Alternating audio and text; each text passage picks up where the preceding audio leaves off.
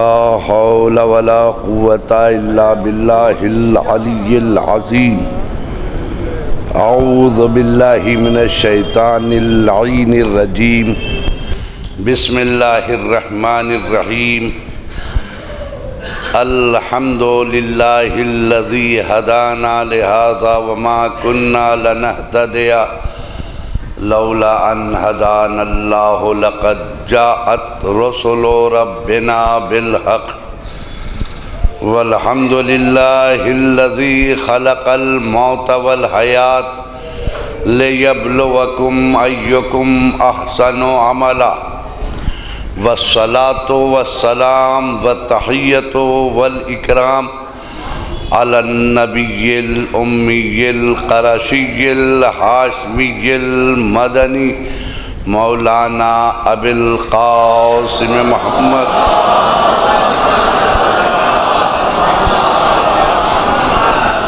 वालिहि तय्यबीन अत्ताहिरीन अल-मासूमीन अल-मुंतजबीन वलअनतुल्लाहि अला अअदाइहिम व क़तलतिहिम व गासिब हुकूक़िहिम व मुनकिरी फ़ज़ाइलिहिम मिन लैलिना हाज़ा इला यौमिद्दीन। अम्मा बादु फ़क़द क़ाल अल्लाहु तबारक व तआला फ़ी किताबिहिल मुबीन व हुवा अस्दक़ुल क़ाइलीन व क़ौलुहुल हक़ व मिनन नासि मन यशरी नफ़्सहु इब्तिग़ाअ मर्ज़ातिल्लाहि वल्लाहु रऊफ़ुन बिल इबाद। सल्लल्लाहु अलैहि मोहम्मद।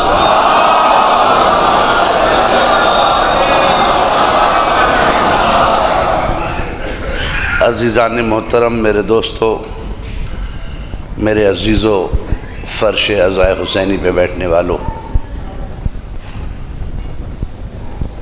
जिस आय करीमा की तलावत की है मुसलसल 5 दिनों से आप लोग इस आय करीमा की तलावत समाअत फरमा रहे हैं। मौज़ूए सुख़न है इस्लाम का हमारे माशरे पर कितना असर है, हमारा माशरा और इस्लाम। बड़ा करीम है परवरदिगार आलम, जिस कदर उसकी हम्द व सना की जाए वो कम है।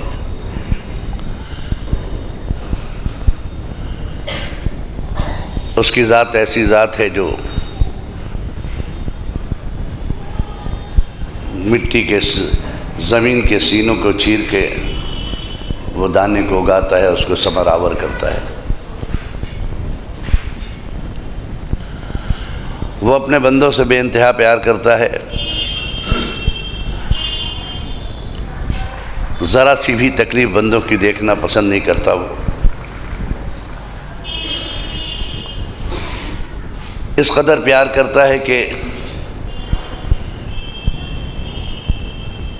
अगर बंदे को कोई तकलीफ़ होती है, एक लम्हे के लिए अगर बंदा भूल भी जाए तो वो मुतवज्जे करता है कि मैं हूँ ना, मुझे पुकारो,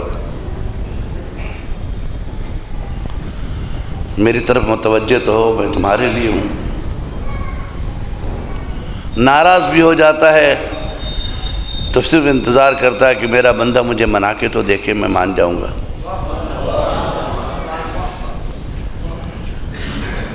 सरज़मीन कायनात में एक माँ अगर अपने बच्चे से रूठ जाती है, खुदा की कसम जितनी देर एक माँ को मनाने में लगता है, उससे कम वक्त में उसका खुदा राज़ी हो जाता है। काश हम अपने परवरदिगार की तरफ मुतवज्जे तो हों, हम उस रास्ते पे तो चले जिस पे मेरा मौला चला है। काश हम उनकी खूबियों के साथ उनकी आदतें भी तो अपने माशरे में लेके आएँ जो हमारे अहले बैत की आदतें थीं। आज ज़रूरत है इसकी कि हम अपने परवरदिगार तक पहुँचने के लिए हमारे पास बेहतरीन ज़रिया अहले बैत है, और अहले बैत के अलावा कोई दूसरा रास्ता नहीं है मोहम्मद व आले मोहम्मद के अलावा जो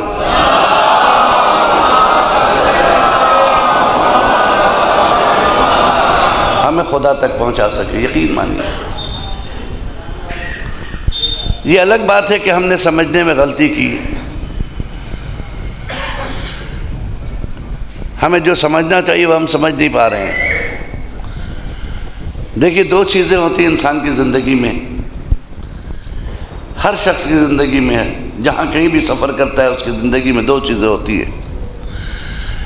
एक उसकी मंजिल होती है, एक उसका रास्ता होता है। एक मंजिल है जहाँ आपको जाना है, एक रास्ता है जिस पर आपको चल के जाना है। ठीक है, अगर जहन में मंजिल हो तो इंसान कठिन से कठिन रास्तों को तय कर लेता है अपनी मंजिल तक पहुंचने के लिए, जिसको मेरे मौला ने फरमाया भी है कि अगर मंजिल खूबसूरत हो तो रास्तों की परवाह नहीं किया जाता।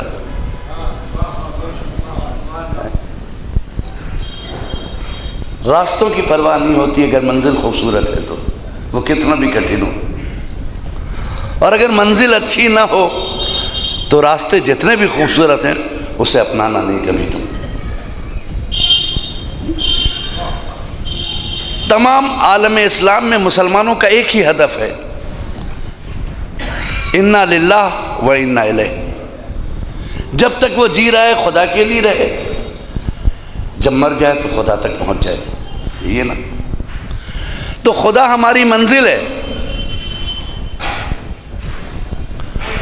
खुदा हमारी मंजिल है, अली हमारा रास्ता है।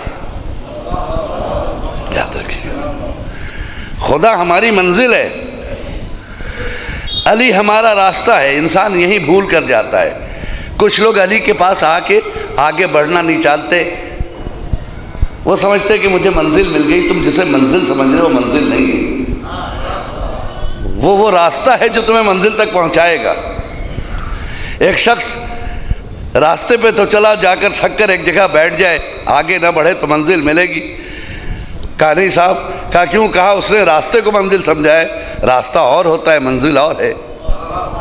उसी तरीके से खुदा हमारी मंजिल है, अली हमारा रास्ता है। जी, अगर खुदा तक पहुंचना चाहते हो तो अली को कंटिन्यू रखो ताकि उस मंजिल तक तुम पहुंच सको। वो अली के जिसने हमें दर्स दिया है।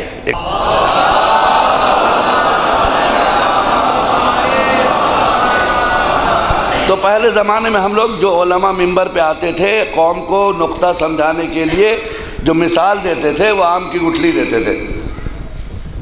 कहे कि साहब आप सोचिए, अगर मैं कहूँ इस गुठली के अंदर पूरा दरख्त है और भरा हुआ आम है और इसी में पूरा बाग है और कई बाग है इसके अंदर, तो ताज्जुब नहीं होगा ना, क्योंकि गुठली को अगर डालिएगा फिर दरख्त निकलेगा, फिर आम निकलेगा, उससे लगाइए। लेकिन नहीं, जैसे जैसे साइंसदान तरक्की करते रहे इस्लाम रोशन होता चला गया है? इस्लाम रोशन होता चला गया कि नुक्ते के अंदर पूरा दीन, पूरी शरीयत, पूरा कुरान कैसे आ जाएगा है? अरे जब आपके मुट्ठी में दुनिया आ सकती है मोबाइल की सूरत में, पूरी दुनिया अपने कंट्रोल में लेके बैठे हो, ये मोबाइल है क्या? कुछ मोबाइल ही से सीख लो, कुछ मोबाइल ही से सीख लें। आप मोबाइल ख़रीद के लाएं, बेटी लेकर आई, बड़ा साहब कितना है? 35,000 का लाएं पापा। अच्छा बेटा, बड़ा खूबसूरत है। कहीं साथ साथ ये क्या लाई हो? कवर उसके अंदर लगा के, इतना अच्छा सेट है, तुमने काला कवर लगा दिया उस पर। कहा पापा इसकी स्क्रीन ख़राब नहीं होगी। अच्छा, और क्यों लगाया?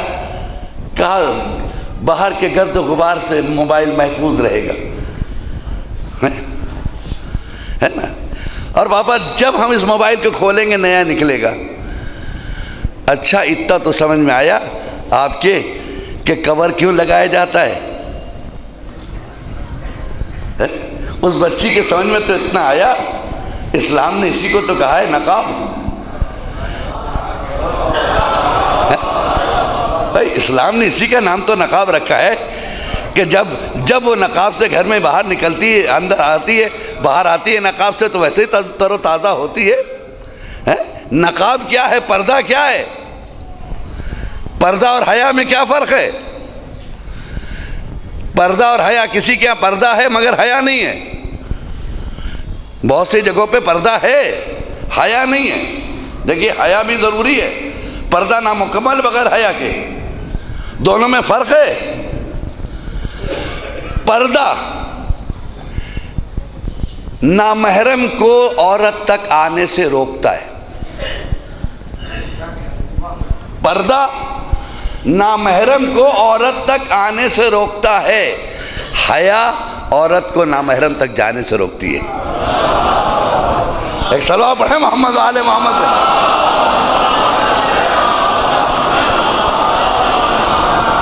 अगर इजाज़त दीजिए दरमियान से रुक के ज़हमत आप लोग को दे दे, थोड़ा खिसक जाइए आगे की तरफ, एक सलवात के साथ आ जाइए।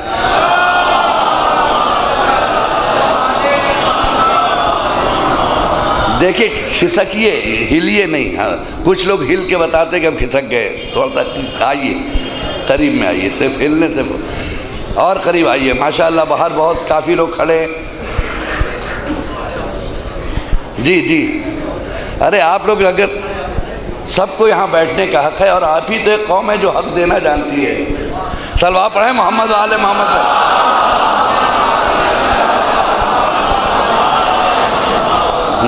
है ना।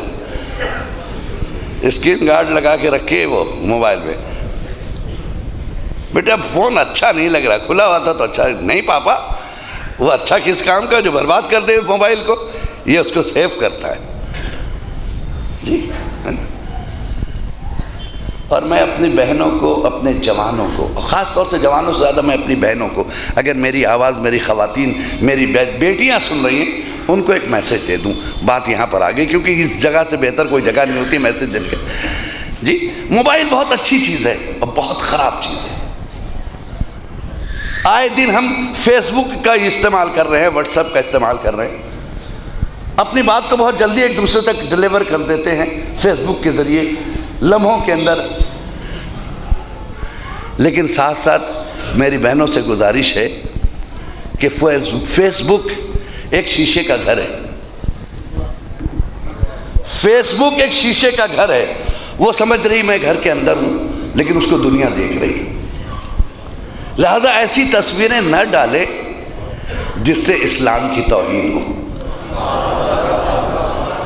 उस फेसबुक पर कभी मुमकिन है कि आपकी एक तस्वीर देखने के बाद दुनिया के हर कोने से लोग उससे कहेंगे नाइस पिक, बहुत उम्दा पिक, क्यूट पिक। आप खुश हो गई, थोड़ा सा और सर खोल दिया, उसने और लिखा तारीफ में। मालूम हुआ शैतान ने फेसबुक के ज़रिए से आपको नंगा कर दिया, और आप ये समझ रहे हैं कि सिर्फ मेरा दोस्त देख रहा है। ऐसा नहीं है, पूरी कायनात देख रही है। इसलिए कि फेसबुक की ख्वाहिश ये है कि अगर आपका दोस्त है तो उसके दोस्त भी उसे देखेंगे, उसके दोस्त भी देखेंगे, उसके भी दोस्त उसको देखेंगे, उसके भी दोस्त उसको देखेंगे। नतीजा ये होगा कि कोई नहीं बचेगा जो आपको ना देख रहा हो जी। लिहाजा हम ये नहीं कहते कि फेसबुक मेरी बहनें मेरी बेटियां इस्तेमाल, बेशक इस्तेमाल करें, लेकिन इस्लाम की तबलीग के लिए, इस्लाम को जलील करने के लिए नहीं। मिलजुल के सलावत तो पढ़ दे मोहम्मद वाले मोहम्मद पे।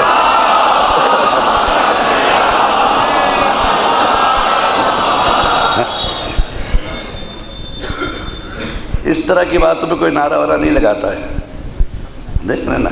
मज़ा चाहिए साहब, मज़ा चाहिए। वो सिर्फ खैबर उखाड़िए, इनको उखाड़िए, देखिए कितना गुस्सा होते हैं। खैबर उखाड़ दीजिए मगर इनको ना उखाड़िए। एक साल आप पढ़े मोहम्मद वाले मोहम्मद पे।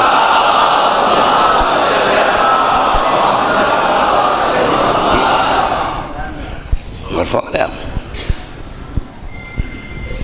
फेसबुक एक शीशे का घर है। उस शीशे के घर में मेरी बेटी बैठी है। वो समझ रही है कि सिर्फ हम घर के अंदर हैं, कोई मुझे नहीं देख रहा है, लेकिन उसे ये पता नहीं कि पूरी दुनिया उसे देख रही है। वो एक आईने के सामने है। मैसेज दे, वो मैसेज दे कि जिसको पढ़ने के बाद इंसान सोचे कि दिस इज द इस्लाम। आज की एक लड़की अच्छी मुबल्लिगा बन सकती है बशर्ते कि फेसबुक से कुरान की आयतें और हदीस डिलीवर कर रही हो।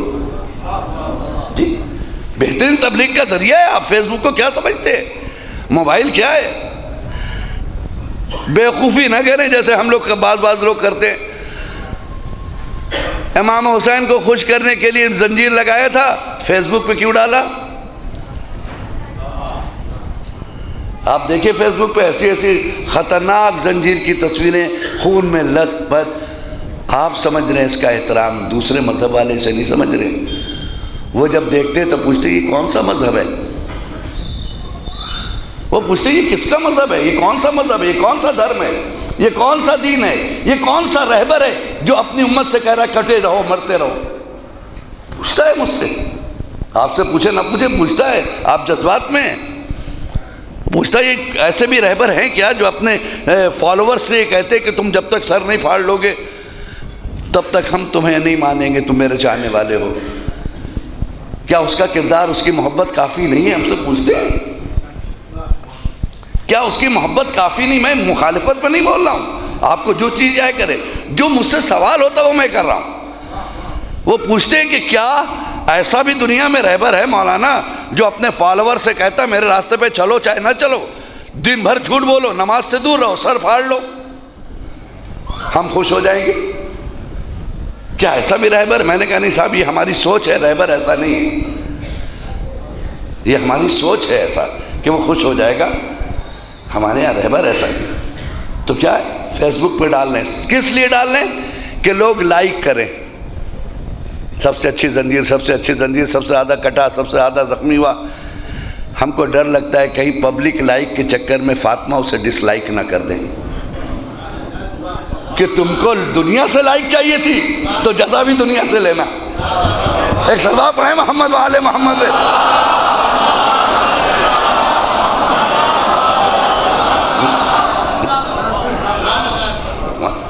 ऐसा ना कि फातिमा डिसलाइक कर दे उसे कि तुम लाइक चाह रहे थे, मातम मेरा किया, दुनिया से लाइक चाह रहे थे, और अगर लाइक नहीं चाह रहे थे तो तुमने डाला क्यों? कि क्या मकसद है?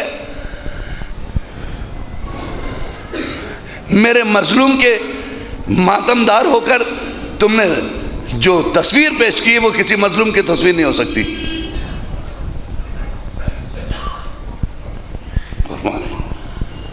मजलूम के फॉलोअर्स को मजलूम होना चाहिए। मैं नहीं कहता, आपको जी चाहता आप जैसा कीजिए, अपना अकीदा अपने साथ, क्योंकि आप अपने जिस्म के मालिक हैं। इस्लाम की हुकूमत तो आपके जिस्म पर है नहीं। अगर आप इस्लाम को अपना हाकिम मानते हैं, शरीयत को अपना हाकिम मानते हैं, तो अपने कदम से पहले जाके शरीयत से पूछिए वो इजाज़त देती है कि नहीं देती है। मौलाना से मत पूछिए, हो सकता है मौलाना लोग बहक गए हों। आप आलिम से ना पूछिए, हो सकता है आलिम बहक गया हो। कुरान तो नहीं बहका है ना भाई, शरीयत तो नहीं बहकी है ना, जिसका कलमा पढ़ ले वो तो नहीं बहका ना, उससे ही पूछ लो कम से कम कुरान से कि इजाज़त है। सलवा पढ़े मोहम्मद वाले मोहम्मद।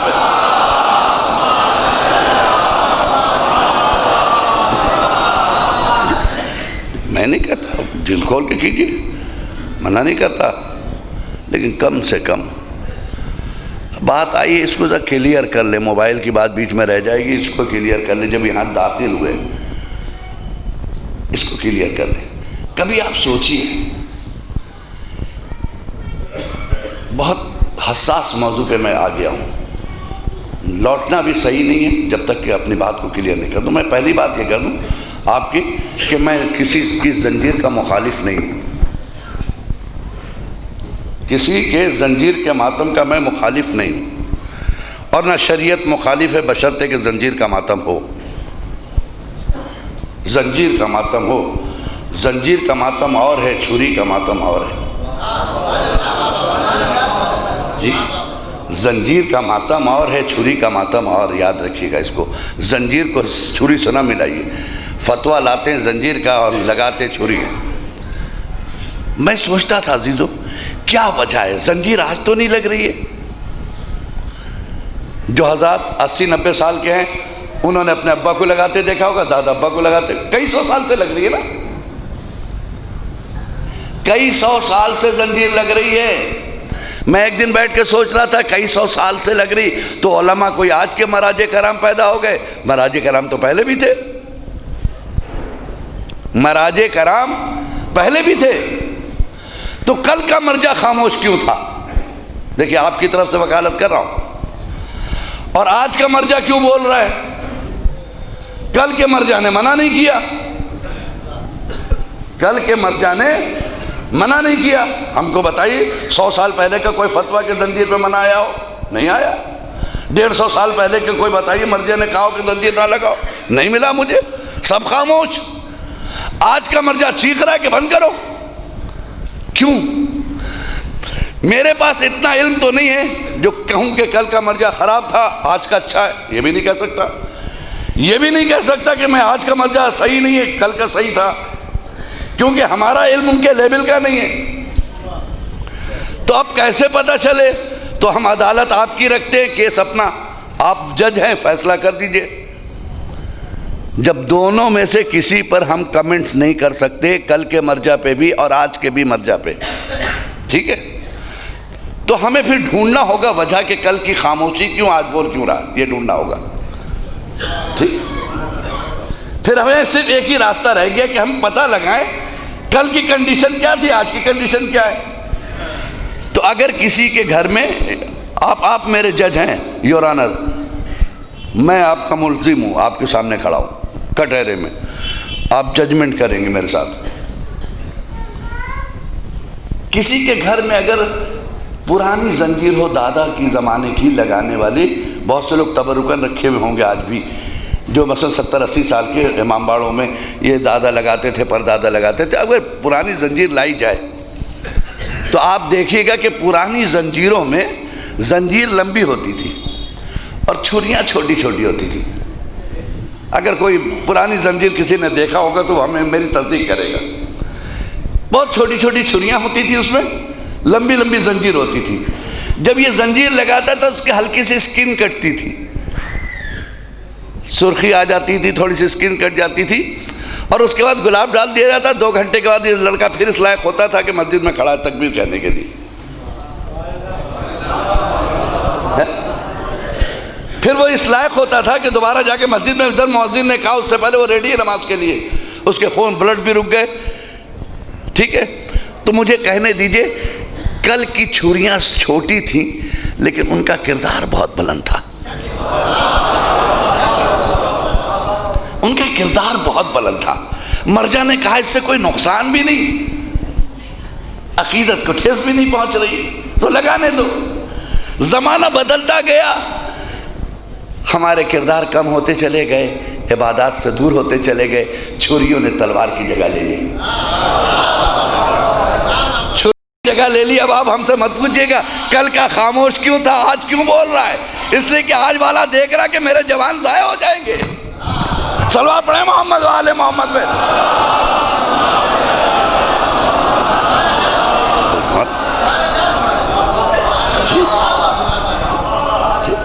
एक और सलवा पढ़े मोहम्मद वाले मोहम्मद पे।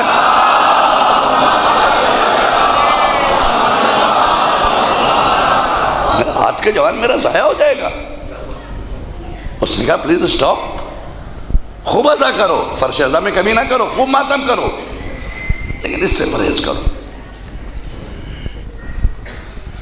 और हकीकत में अगर आप देखिए कि जो अभी कंडीशन में लोग जज्बात में बैठने के मिंबर पे बहुत जिंदाबाद जिंदाबाद, मातमियों जिंदाबाद, हम मिंबर पे कह के इतना जोश दिलवा देते हैं। ऐसे भी लोग हैं, ये बच्चे ऐसे थोड़ी लगा रहे हैं, हम जोश भी दिलवा रहे हैं मिंबर से बैठ के। ऐसे लोग भी हैं जो वरगलाते हैं उनको, ये बच्चा जानता नहीं है। मेरे पास एक क्लिप आई जो पता नहीं कितनों ने देखी होगी, मैं देख के आंख बंद कर लिया, तो गैर मजहब ने देख के क्या कहा होगा मुझे नहीं मालूम, कि जब उसने तलवार मारा तो उसके गोश्त का हिस्सा खुलता चला गया। पता नहीं 40 टाके लगे या 50 टाके लगे, मुझे नहीं मालूम। एक डॉक्टर ने नहीं सिया, उसको कई डॉक्टरों ने सिया, बॉम्बे का वाकया। मुझे इंसाफ से बताइए कि अब जिसके पीठ पे 40 टाके लगे हों वो क्या शाम को रुकू कर सकता है?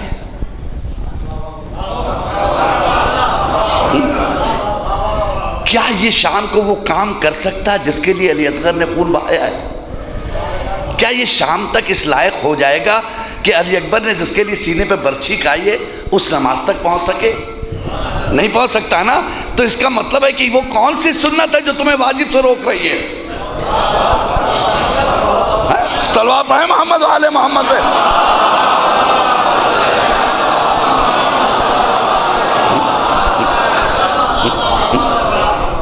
महीनों अभी ये बच्चा इस लायक नहीं रहेगा कि बिस्तर से उठ सके जब तक इसके जख्म ना भर जाए। मौला ही है, इसके कांधे पे इसकी बीवी बच्चों की जिम्मेदारी नहीं है। और अगर शादी नहीं किया तो बूढ़े बाप की जिम्मेदारी नहीं है। और अगर दोनों चीजें नहीं है तो इस्लाम की जिम्मेदारी नहीं है।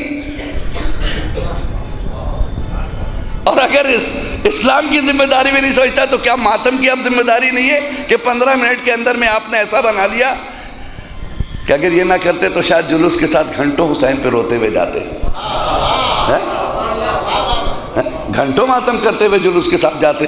अब तो आप इस लायक भी नहीं कि उठ के जाएं। और उसके बाद आपने क्लिप डालकर क्या बताया? आप हुसैन को खुश करना चाहते हैं या पब्लिक को? इस चीज पर गौर कीजिए। मैं नहीं कहता, मौला के चाहने वाले हैं, जिस तरह से हो सके गम मनाइए, लेकिन ऐसा गम न मनाइए कि जिससे आगे गम मनाने के लायक आप ना रहें। बस ऐसा गम ना मनाइए कि आगे गम मनाने के लायक ना रहे। सलवात पढ़े मोहम्मद वाले मोहम्मद।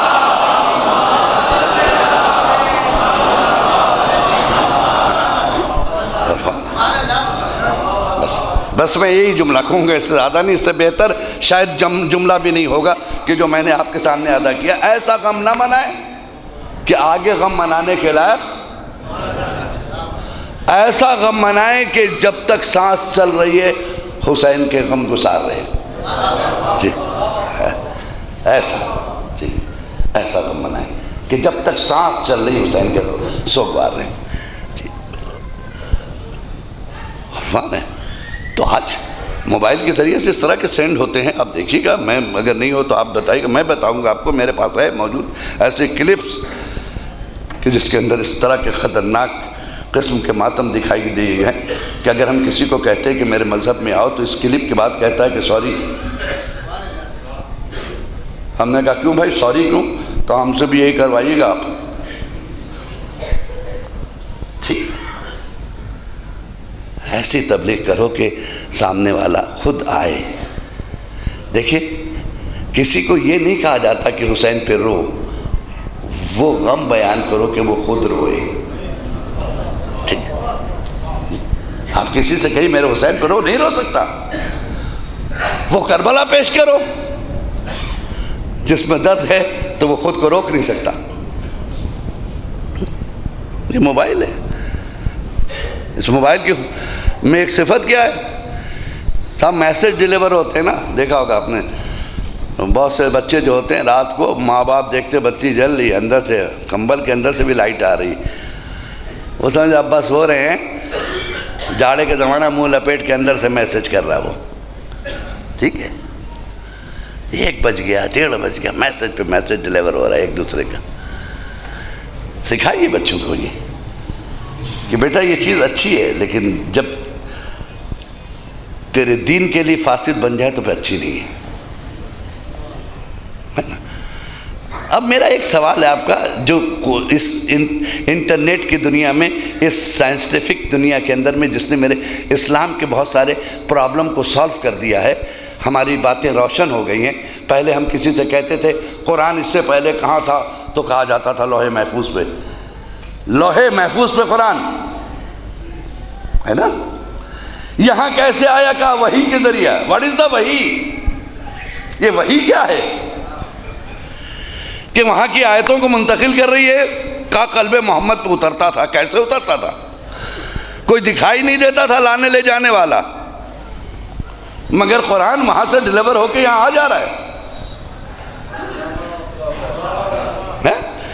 लेकिन आज की दुनिया ने इसे साबित कर दिया कि 1400 साल पहले जो अल्लाह ने कहा था वो सही है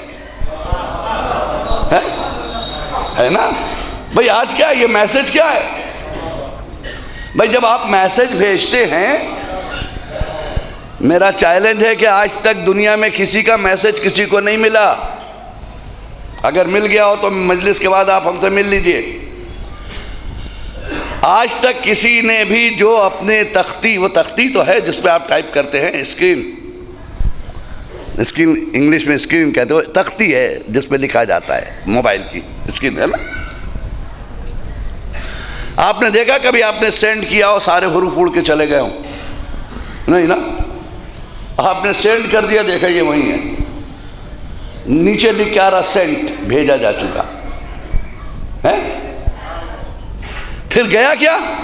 डुप्लीकेट, ओरिजिनल यहां है। ओरिजिनल आपके पास है, डुप्लीकेट डिलीवर हो गया। अब आप समझ गए। तो जब हमारा बनाया हुआ कानून, हमारे बनाई हुई टेक्नोलॉजी ओरिजिनल रख के डुप्लीकेट को डिलीवर कर सकती है, तब अगर अल्लाह ताला लोहे महफूज पे असल कुरान बाकी रखे और कल्बे मोहम्मद पे उतार दे तो ताज्जुब की क्या बात है। सलवात पढ़े मोहम्मद वाले मोहम्मद पे।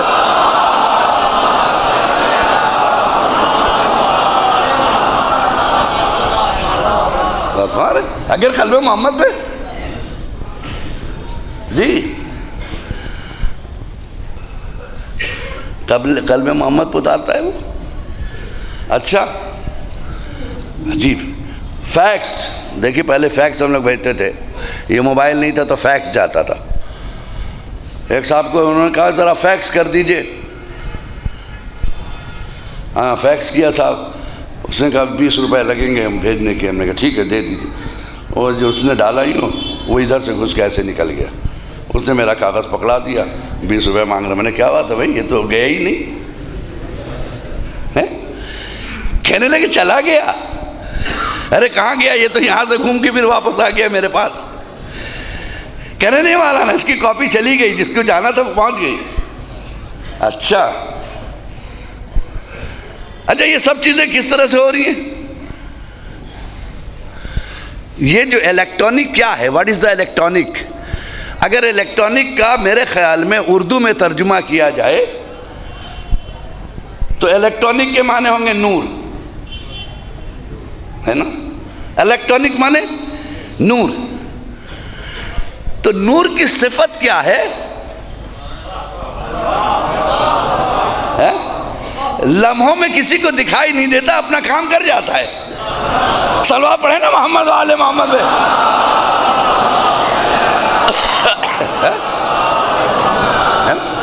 जी, नूर की सिफत है। यहाँ से वहाँ डिलीवर हो जाएगा, पता ही नहीं चलेगा आपको। जबकि आपका बनाया हुआ नूर है, उसका नहीं। उसका तो इससे ज़्यादा हैवी है। शायद यही वजह थी कि अल्लाह ने अपने हबीब को मेराज पर बुलाया। मेरे हबीब जो मैंने डिलीवर किया है, लोहे महफूज में आके मिला लो। सलवात पढ़े मोहम्मद वाले मोहम्मद पे।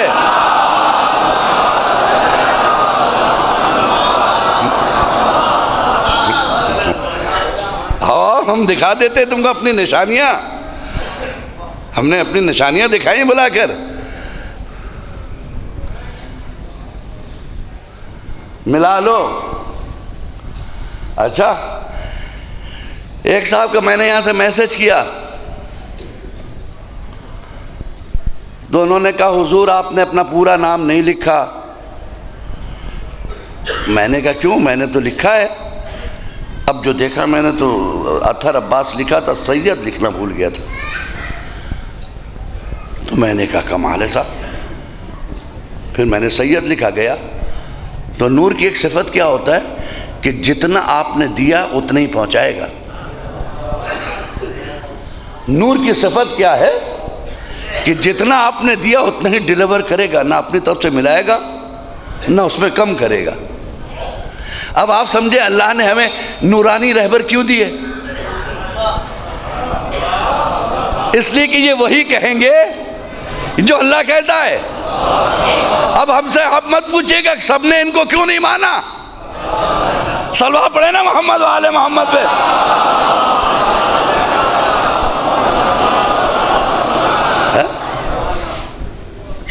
सबने इनको क्यों नहीं माना? इसीलिए नहीं माना क्योंकि इन्होंने शर्त लगा दी थी, हम तो वही करेंगे जो कुरान और सुन्नत की रोशनी में होगा, क्योंकि नूर आया सामने। और नूर की एक सिफत क्या है जी?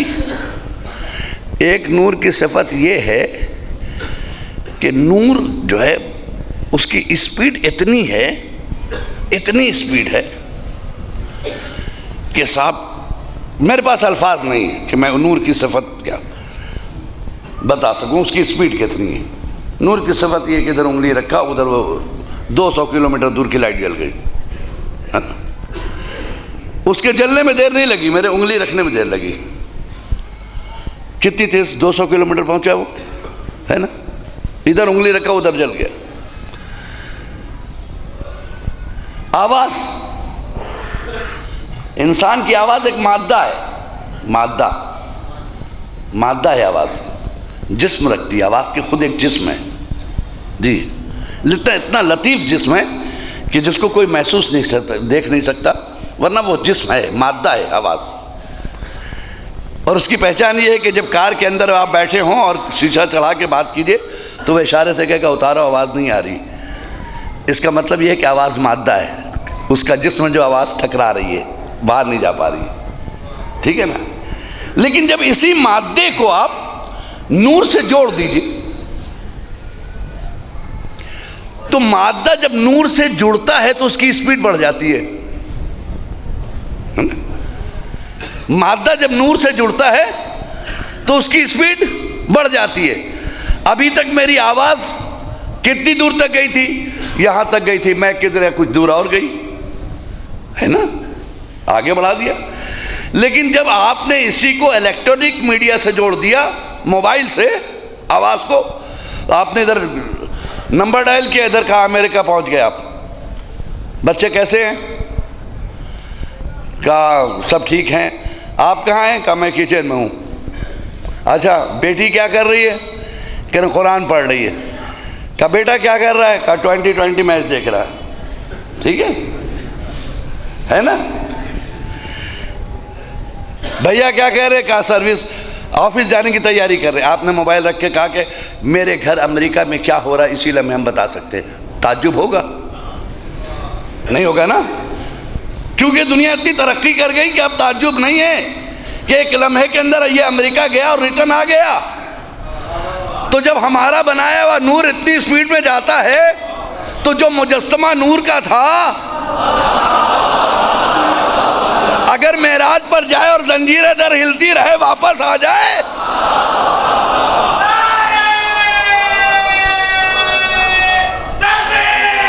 अल्लाहु अकबर,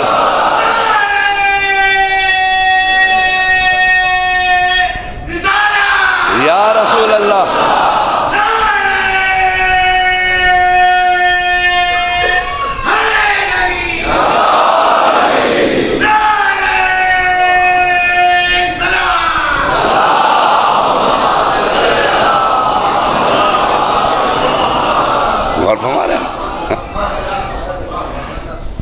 गया और वापस आ गया। ताज्जुब की क्या बात है? अब मेरा समझ में आए, तुम्हारा नूर जब मादे को ले जा सकता है, वो तो मुजस्समा नूर का था जो जा रहा था, है? नूर का मुजस्समा था, गया और वापस आ गया, जंजीरें दर हिलती रही जी। एक चीज और है नूर की, हम यहाँ मजलिस पढ़ रहे हैं, ये तो अभी यहाँ से हम हमारी शूटिंग कर रहे हैं, शूटिंग करके ले जाएंगे और जाके फिर वो अपना लगाएंगे, देखेंगे या कहीं और देंगे। लेकिन कभी लाइव टेलीकास्ट होता है, लाइव टेलीकास्ट है ना, एकदम डायरेक्ट कैमरा लगा दिया, पूरा यूपी देख रहा, पूरा हिंदुस्तान देख रहा है, जो आजकल ख़बरों में भी आप देखते हैं, टीवी पे भी देखते हैं ना, लाइव टेलीकास्ट है ना, पूरी दुनिया देख रही है। क्या साहब क्या देख रही है? का मौलाना अतहर अब्बास तकरीर कर रहे हैं। कहाँ कर रहे हैं? सखी दरबार में, आज़ा खाना सखी दरबार में तकरीर कर रहे हैं। लेकिन यही अतहर अब्बास इस वक्त अमेरिका में भी तकरीर कर रहे हैं लाइफ की वजह से, है ना? यही अतहर अब्बास अफ्रीका में भी हैं, यही अतहर अब्बास ईरान में भी हैं, यही अतहर अब्बास लबनान में भी हैं। मजमा बदल गया, घर बदल गया, लोग बदल गए, सब बैठे सुन रहे मेरी मजलिस, हम नहीं बदले। तो एक लम्हे में हम कई मुल्कों में जाएं, ताज्जुब है। तो आप कहेंगे साहब इसमें ताज्जुब की क्या बात है, ये इलेक्ट्रॉनिक का कमाल है। अच्छा, ये इलेक्ट्रॉनिक का कमाल है। जो मुकम्मल नूर था, अगर 40 जगह इफ्तार कर ले, सलवात पढ़े मोहम्मद वाले मोहम्मद।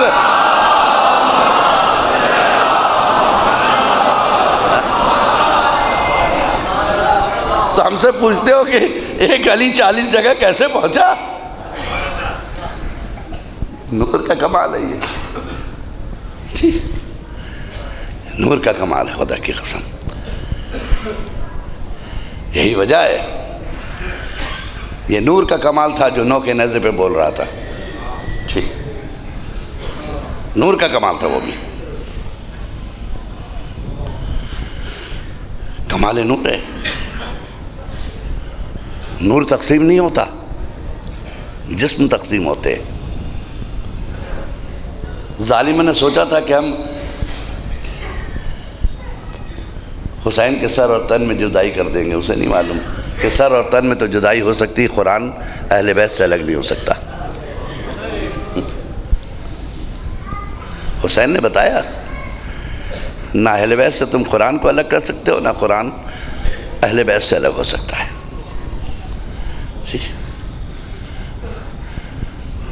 लोग कुरान को देखेंगे, अहले बैत को याद करेंगे, अहले बैत को देखेंगे, कुरान याद आ जाएगा।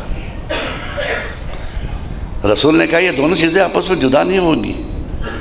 हदीस है रसूल की, लन यफ्तरिका, कभी ये जुदा नहीं होंगे, कभी जुदा नहीं होंगे। हत्ता यरदा इलैयल हौज़, यहाँ तक कि ये अहले बैत और ये कुरान हौज़ कौसर पे आके हमसे मिल जाएगा। ये हदीस रसूल है। अजीज़ों, मेरा सिर्फ एक पैगाम है, तुम मातमदार हो, खुदा की कसम, तुमसे ज़्यादा हुसैन करीब किसी से नहीं है। कोशिश करो उन सजदों की हिफाजत करो जिसे फातिमा के लाल ने बचाया है। कोशिश कीजिए अपने बच्चों को उस दीन का पाबंद बनाइए जिस दीन का पैगाम नन्हे से अली असगर ने दिया था।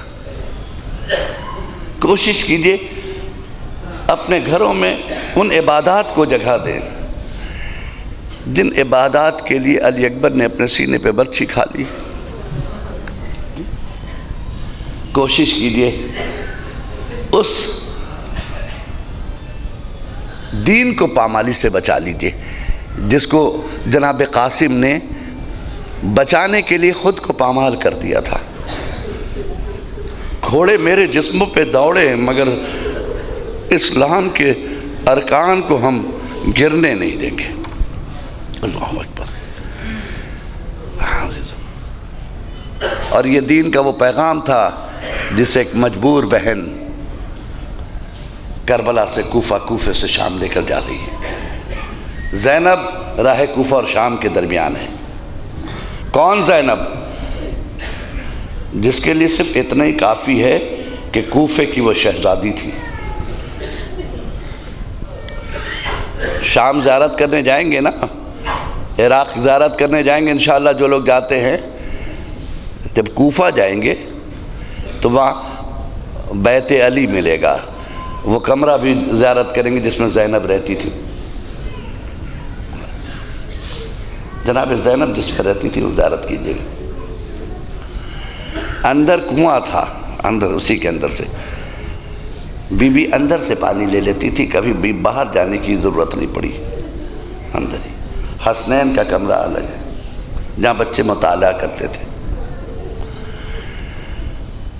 ज़ैनब की ज़ियारत करने के लिए कूफे की औरतें इजाज़त लेती थी कि बीबी की ज़ियारत मिलेगी।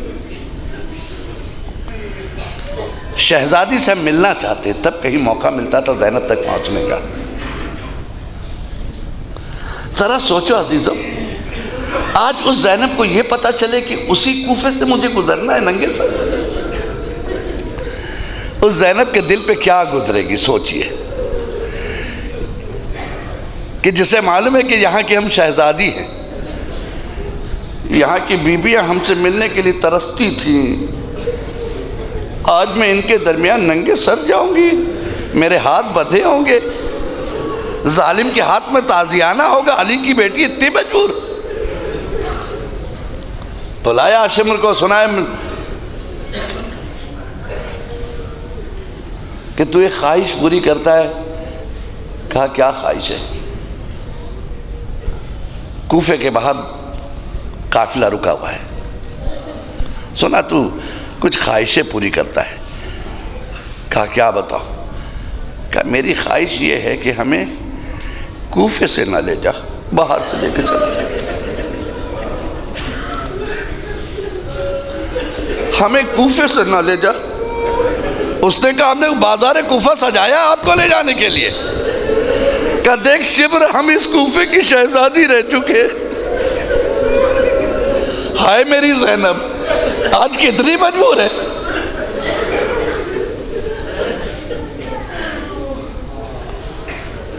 अच्छा इतना कर दे, कहा हम यहीं से ले जाएंगे। कहा इतना कर दो, थोड़ी देर के लिए हमारी लुटी हुई चादरें दे दो ताकि हम अपने चेहरे छुपा लें। कहा हम चादरें भी नहीं देंगे। ज़ैनब को जलाल आ गया। एक मर्तबा ज़ैनब ने आवाज दी, भैया अब्बास अपनी बहन को अपने बाजू की ताकत दे दो, देखिए ये शिम्र किस तरह मुझे लेके चला जाता है। ज़ैनब की निगाह हुसैन के कटे हुए सर पर पड़ी। क्या देखा? हुसैन की आंखों से आंसू जारी है। ज़ैनब ने पूछा भैया कौन सी मुसीबत आ गई? हुसैन ने कहा ज़ैनब बालों से पर्दा करके गुजर जाओ मेरी बहन।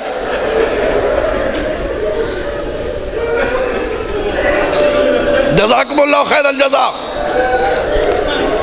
आपकी आवाज़ें गिरिया बुलंद हो रही, खुदा सिवाय गम हुसैन के कोई और गम आपकी ज़िंदगी में ना दे। अल्लाह रे मेरी ज़ैनब, अल्लाह रे मेरी शहजादी, सलाम हो ज़ैनब तुम्हारी अज़मतों को। अजीब मंजिल से गुजरी है ज़ैनब।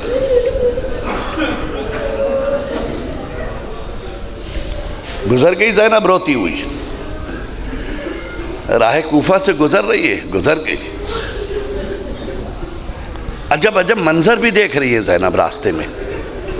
एक मंजर देखने को ज़ैनब को मिला। एक बीबी ने देखा कि जो सरहाए शोहदा आए हैं उसमें बड़े खूबसूरत सर हैं। एक सर है जो इतना खूबसूरत है कि रसूलुल्लाह जैसा दिखाई देता है।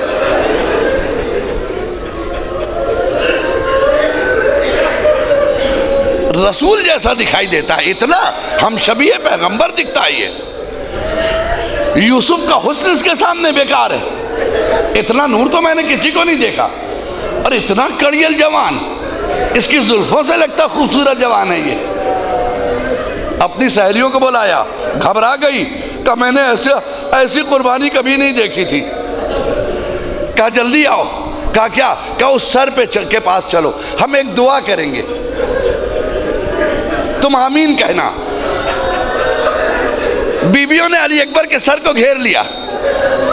उस औरत ने कहा मेरे अल्लाह, जब ये जवान शहीद हो रहा हो उससे पहले इसकी मां मर गई हो।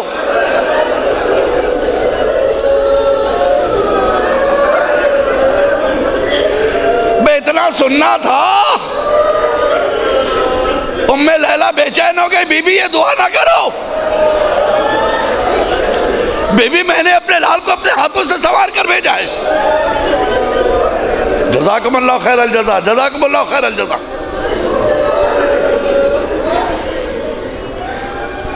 अजीज़ों, बड़े बड़े इम्तिहान गाह से ज़ैनब गुजरी है। क़यामत का इम्तिहान तो उस वक्त था ज़ैनब के लिए जब दरबार यजीद में ज़ैनब बुलाई गई। पहले तो बात ये थी कि जब तक दरबार सजा नहीं था बीबियां घंटों खड़ी रहीं दरबार, पैरों में सूजन आ गई थी, इतनी देर खड़ा किया गया था।